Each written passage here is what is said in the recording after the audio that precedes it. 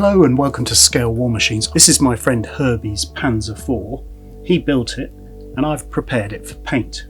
It's the 1/35th scale Airfix Aus H or mid version, and it's got some Tamiya aftermarket stick-on Zimmerit, which Herbie applied before giving the model to me to paint. Now I've got a plan for this. I used it already in one previous video, but I want to show a damaged or burnt out Normandy version. So I'm using this as a painting exercise to try out different techniques for representing burnt or damaged armour. There's plenty of images of knocked out Panzer IVs in the archives, and I'll be using these as inspiration for this build. You'll see me try out a range of different techniques as I attempt to depict a burnt out, damaged and immobilised Panzer IV. The base model wasn't especially super detailed, this was very much an out of the box build, and the kit is not perfect. I've tried out different sorts of burnt effects on a trial basis using a few of my paint mules in the past, and that's been featured in different videos, particularly my M4A2 Sherman hull. But this would be different. The plan was to make a complete model and hopefully a diorama too. Alright, let's begin.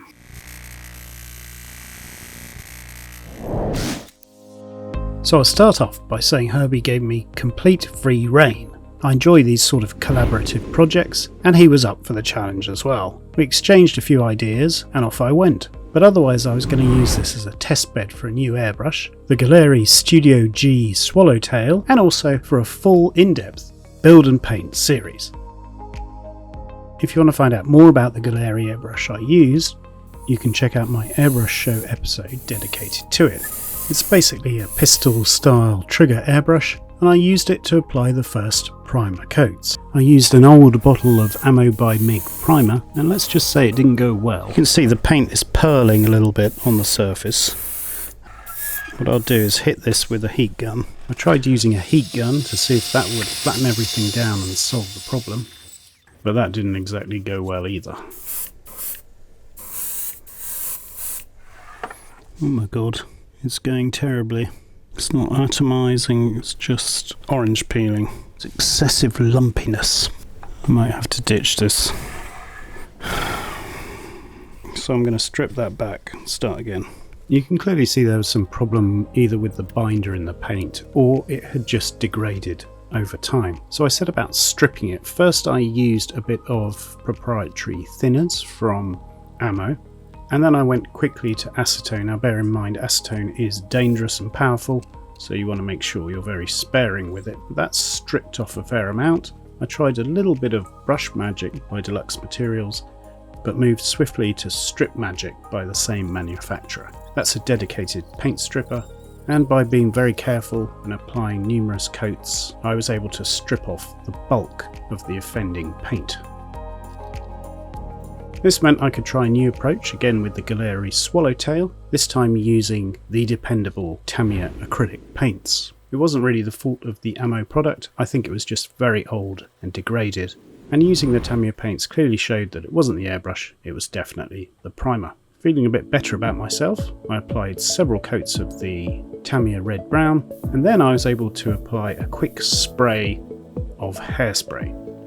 This is with a view to future chipping effects, and if you're interested in that, I've done numerous videos on why I gave it a good coating in hairspray. My friend Herbie came around, he'd built the model, and he wanted to try out the pistol trigger style airbrush, and so we applied a couple of coats of Tamiya Dunkelgelb using the airbrush, and it was a chance for him to try out something he's not familiar with.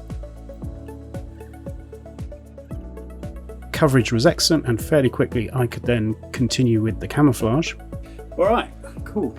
But first I sprayed some of the running wheels and the rubber in black, ready for later stages. For the camouflage I used Tamiya paints again. They're green and brown camouflage reference colours, I'll put them on screen.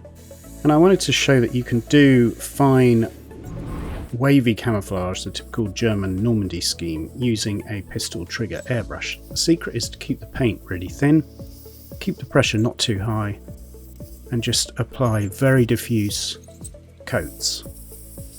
you can let your imagination run riot, because most of these vehicles were painted in the field by their crews.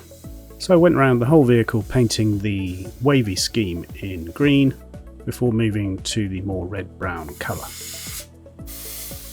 I used the same basic technique to make sure it was a thin, wavy camouflage scheme. Bear in mind not all the vehicle would have been sprayed because of the side skirts, so I left some parts unsprayed in camouflage, and here you can see how the model is after the base coating. I was pretty pleased with that.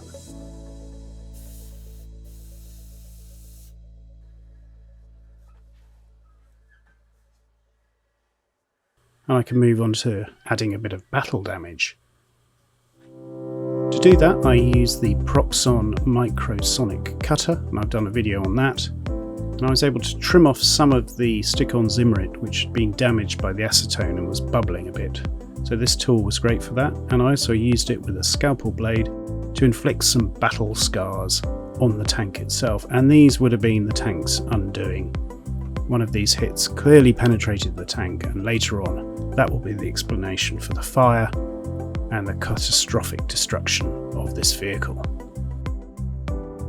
To protect the paint I'd done, I sprayed it in Johnson's Clear, which is a long discontinued floor polish, but there are modern day equivalents. Luckily I've got a stockpile, and what this does is it protects the paint from further weathering finishes and effects.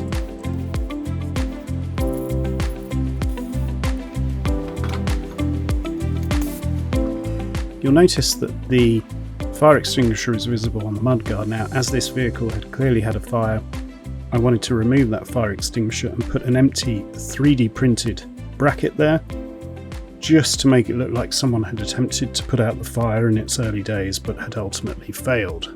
Off camera I made sure everything was painted in a red-brown primer colour and that the centre of the wheels had been masked off.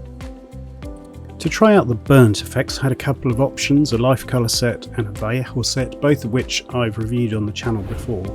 I started off by spraying the side skirts. This would allow me to test various paint effects, and I used some Tamiya NATO Black, which is a lovely colour for replicating soot and damage. And then I worked my way through the excellent Vallejo rust and chipping set. If you want to find out more, I've done a video all about it. There's a step-by-step leaflet which explains everything. Essentially you work through the brown shades, starting off with a very dark colour and then moving on through the lighter, more orangey tones. Here you can see me spraying, this time with a Badger Patriot Extreme. And these are Model Air paints, so they spray really well.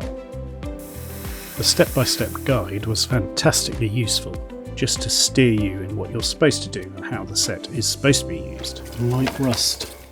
As you'll see later on, I changed all the side skirts and the positioning of the damaged and burnt paint and metal, but the side skirts were a perfect way to test out how I was going to do it.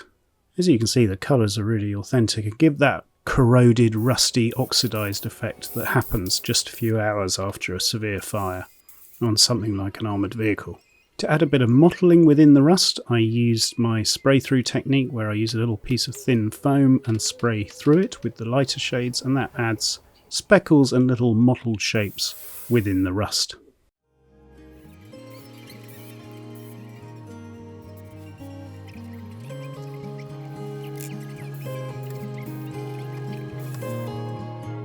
Here you can see me testing it out on the vehicle and just seeing how it looks.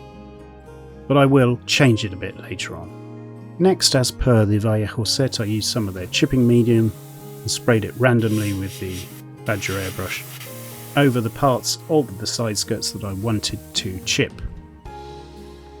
Then it's just a case of repeating the general base colours. I left obviously the burnt area free, but applied the Dunkelgelb, the green, the brown, etc. And you can see that here.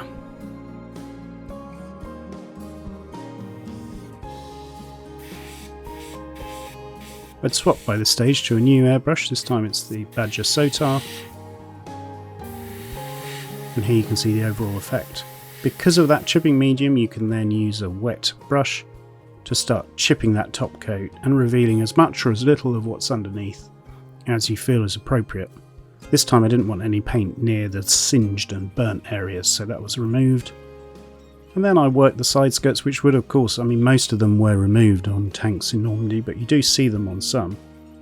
They would have got scratched and beaten up and damaged tremendously just by training and manoeuvres, but even more so by battle.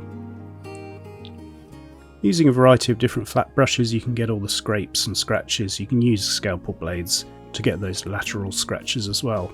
I then just dried it off and did a quick test fit on the model to see how it looked. As you'll see in future videos in this series, I decided to remove the bulk of the side skirts on this side of the vehicle because I wanted to show essentially battle damage. But it was a great way to test everything out and test the look, and I was pleased with it. This is just a test fit and the side skirts need to be properly glued down to get the right angle. But for now that was fine. I sealed everything with some Lucky varnish from Ammo by MiG, and here you can see how it looks. So my first test of burnt effects worked quite well. In the next video you can see me experimenting and trying out different effects to get that burnt look over this side of the vehicle. So stay tuned for that, and I'll see you again very soon. Thanks for watching, and bye.